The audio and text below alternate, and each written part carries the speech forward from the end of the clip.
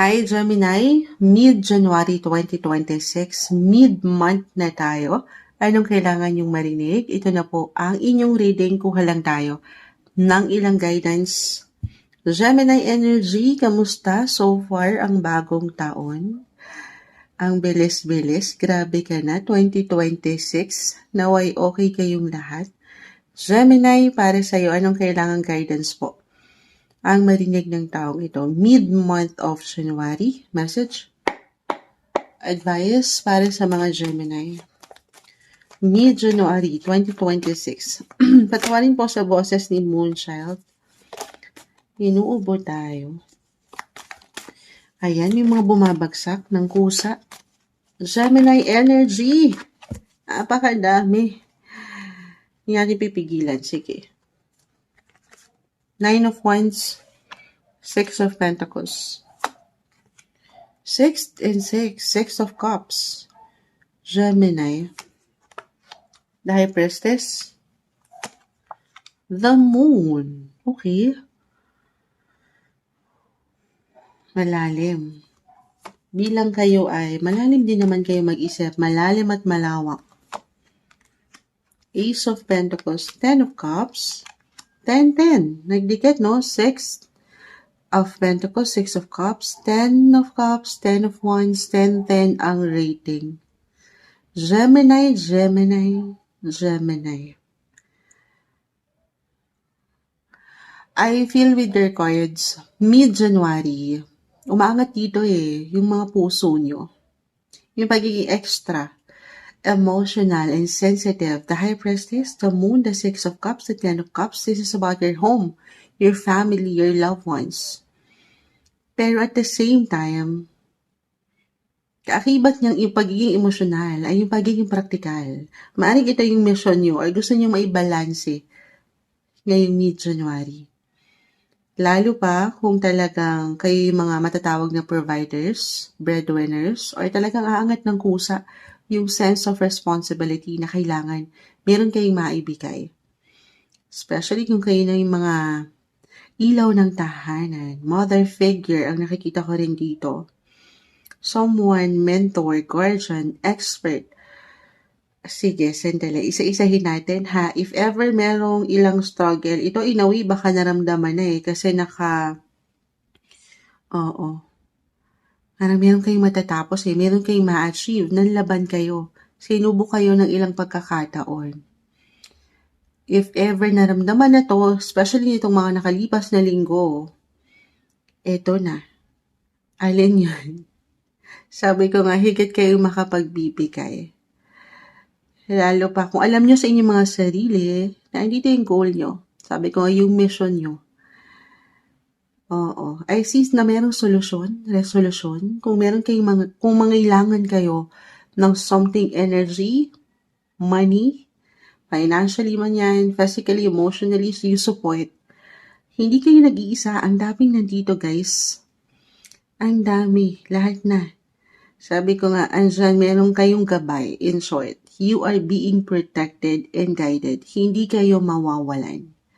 Or you will be financially covered. May solusyon, may resolution. Paulit-ulit, isa lang guys, isa lang yung iniiwan. Why I'm getting a message, naghalay pa yung pamilya. Excuse me po, paano na to Moonchild? Patawarin ha, inuubos, sinisipon tayo, pero lalaban natin to. Actually, right now, sobrang mag-a-apply to Gemini. Astrologically, sige, hugutin natin to bilang malalim po ang nagsibagsakan sa inyo. Nag-highlight ngayon ng inyong mga 8th house of finances talaga din.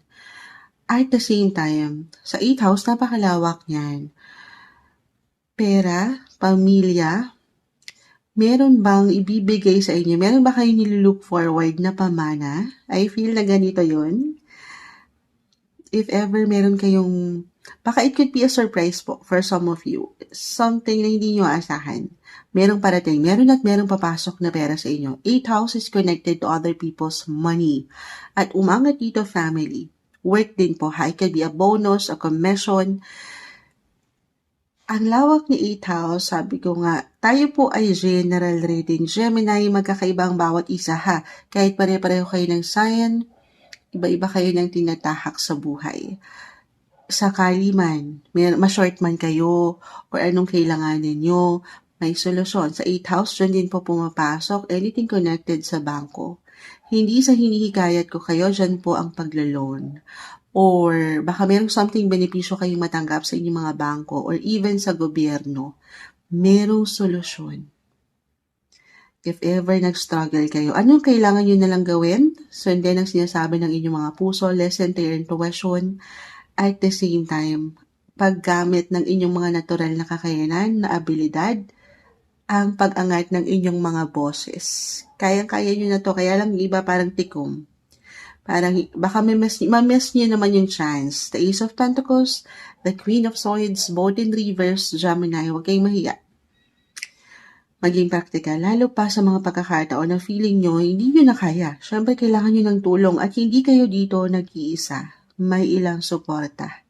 Baka nga ito ay kusa pong umangat ha. Dalawa to guys. It's either sa mga card readings natin, ito yung mga messages na kailangan yung gawin, paangatin, yung guidance, or kusa po talaga itong ihahain ng taas, ng universe para sa inyo. Yes, so minsan kung hindi nyo ramdaman yung opportunity, parang wala naman moonchild, then maybe you have to do your part. Kailangan mo rin paangatin yung something energy dyan. Okay? Kasi iba-iba, hindi lahat pare-pareho ng oportunidad. May challenges man, anumang kaharapin mo, mid-month, pero may hugot tayo, Gemini. Yan po ay malalagpasan, makakayanan, meron kang gabay. Hindi ka nag-iisa dito. Laksan ng kalooban, ayan, malalim, maaring mahigit na maging malalim ang iyong pakiramdam, yung inyong mga subconscious, maaring higit kayong maging psychic this mid-month, yes po. Sobrang mag-a-apply yan. 8th house, very deep, intense, transformative yung energy ni 8th house. Sabay kayo dyan. Okay, other messages, marahil kailangan ko itong mabanggit. Medyo sumasakit yung ulo ni Moonchild. Alam niyo, wala pang tulog si Moonchild, pero kailangan natin ilaban to, na pupush na natin ito. Speaking of sumasakit ang ulo, hindi po isang medical advisor si Moonchild. Meron akong ilang bigat na nakikita dito, especially kung talagang nanlalaban ang ilan sa inyo.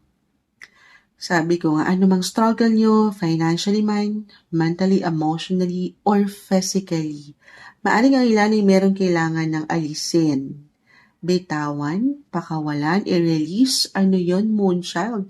Hindi kailangan katakutan o laliman ano maman, Gemini.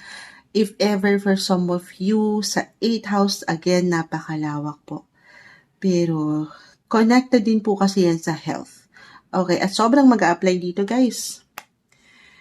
6, connected sa health din to. 10, ayan, may ilang dalahin ka, may ilang bigat. So, kung meron kang kailangan i-release, lapit kayo ha. Hindi isang medical professional advisor si Moonchild. Simpleng card reader lang tayo. Kanino ka lalapit?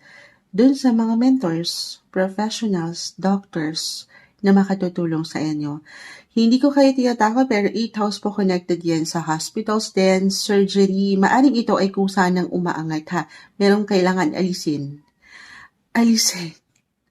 Meron kayong kailangan alisin sa mga katawan nyo yung hindi nakabubuti. Okay? Gemini, sino mga Gemini? Especially, wag yung baliwalain to ha. Hindi lang nyo papakinggan ang inyong mga intuition, but you have to listen to your body, guys. Ano yung aalisin, Moonchild? Siyempre, yung nagpapahirap sa inyo. Yung visible na talagang mayroon kayong pinagdadaanan na pain. Para saan? Para sa ikagiginhawa ng inyong mga pakiramdam, guys. Okay, aking ulitin, may solusyon, may resolusyon. Huwag kayong mapangamba dito. At the same time, have faith. Okay, syempre naman. Sa dami na pwedeng ganap, depende to sa situation nyo, paangatin, una't huli, yung connection nyo na meron kayo sa Kanya. Samahan ng patuloy na dasal ang inyong pinagdadaanan or pwedeng pagdaanan this mid-month of January 2026 para sa inyo. May hugot pa, Gemini.